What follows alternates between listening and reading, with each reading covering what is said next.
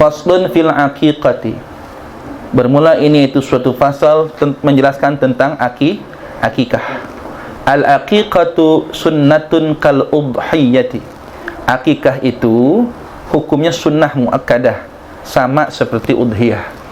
Hukum akikah sama seperti udhiyah, sunnah muakkadah. Wa waqtuha minal wiladati.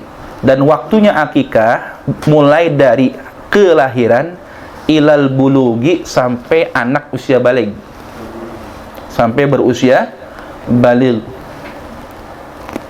Di sini ditahqiq yang paling afdal itu pada hari ke-7.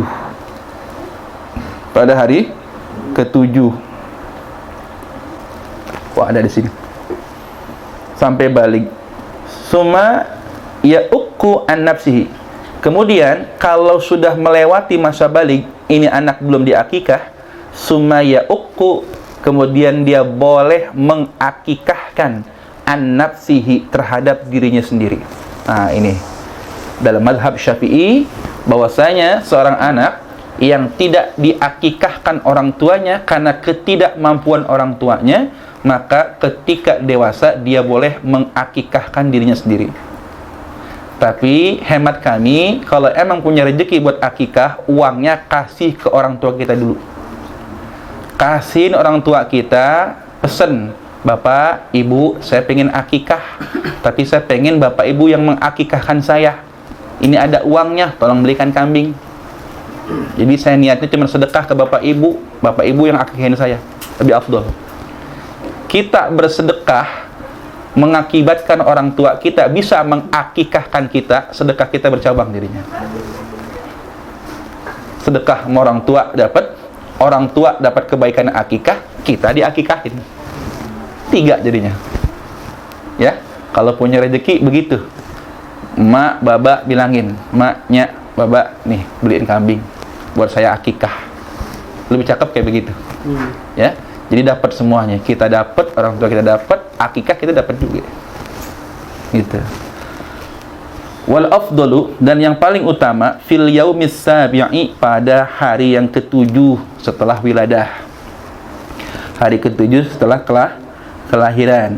Fa illam yadbah, maka jikalau tidak disembelihkan fihi pada yaumis sabi', fa firrabi'a asyara, maka pada hari yang ke-14. Kalau hari ke-7 belum ada rezekinya bocah, maka hari yang ke-14. Wa illa fa fil hadil wal ishrin, maka jikalau belum ada rezeki pada hari ke-14, fa fil hadil wal ishrin, maka pada hari ke-21. Ya, kelipatan 7. Terus sampai ke batas maksimalnya wanita nifas. Berapa lama? 60 hari terus sampai batas menyusui. Berapa? 2 tahun terus sampai mumayyiz, terus sampai balik. Nah, kalau anak udah balik, kesunahannya udah gugur. Maksudnya orang tua tidak punya kesunahan lagi untuk mengakikahkan anaknya karena sudah usia balik. Begitu, saudara. Tapi si anak dibolehkan. Kenapa sih begitu banget ya? Imam Ahmad lebih ekstrim lagi. Imam Ahmad bin Hanbal tuh.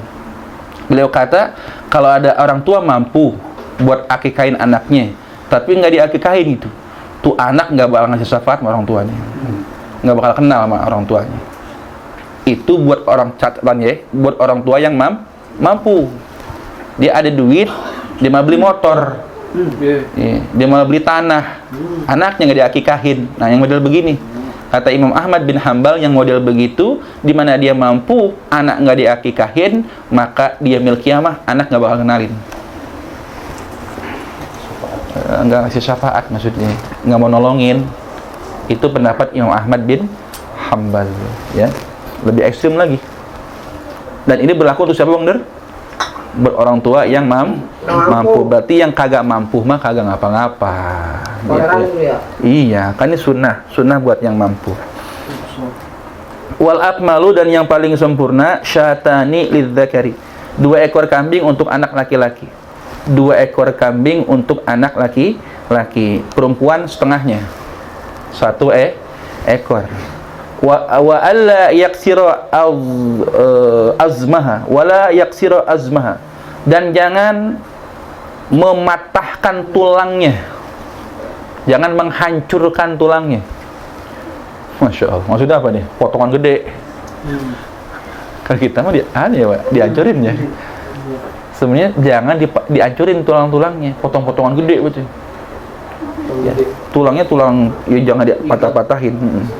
Wa ayyatasaddaqa bihi matbukhan wa bi khulbin, dan hendaklah disedekahkan bihi, dengan daging tersebut, ya, dengan hewan tersebut, matbukhan, dalam kondisi sudah dimasak, matbukhan, sudah dimasak, wa bi khulwin, dan diberi bumbu, jangan masuk doang nggak ada bumbunya, wa bi khulwin, dan dengan bumbu dalam kondisi matang dan dibumbui, wal irsalu, dan dibagikan, akmalu, itu lebih sempurna, dibagikan kepada orang yang butuh atau tetangga-tetangga sekitar.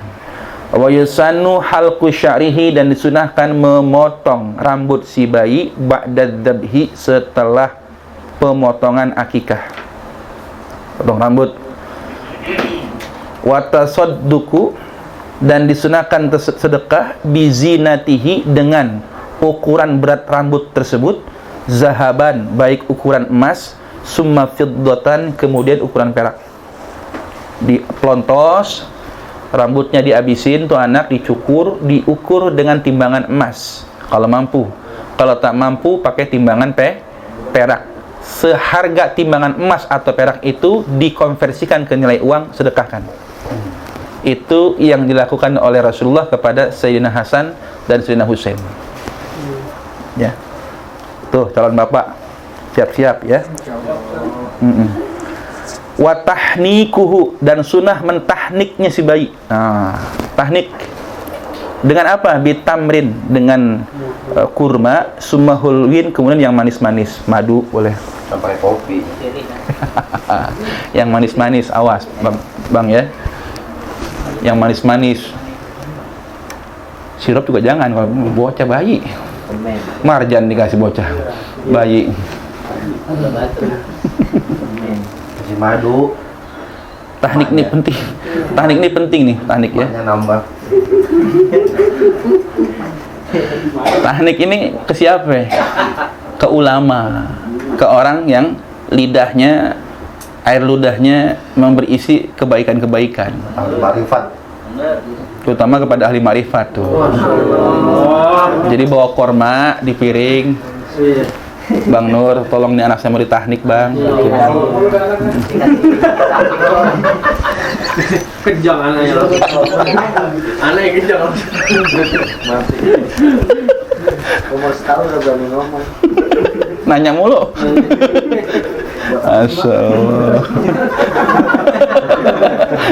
Cerdas itu anak, banyak nanya. Ayo jangan malas, kumpulin sebanyak-banyaknya guru-guru kita, semua kiai-kiai habaib itu.